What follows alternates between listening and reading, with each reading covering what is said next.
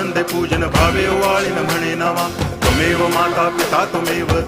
बंधुश्च सखा त्वमेव विद्या तरुणं त्वमेव सर्वं मम देव कायेन वाचा मनसेन्द्रियैर्वा बुद्ध्यात्मना वा प्रकृति स्वभावात् करोमि यद्यत् सकलं परस्मै नारायणायति समर्पयामि अच्युतं केशवं रामनारायणं कृष्णदामोदरं वासुदेवं हरि गिरिधरं माधवं गोपिकावल्लभं जानकीनायकं रामचन्द्रं भजे हरे राम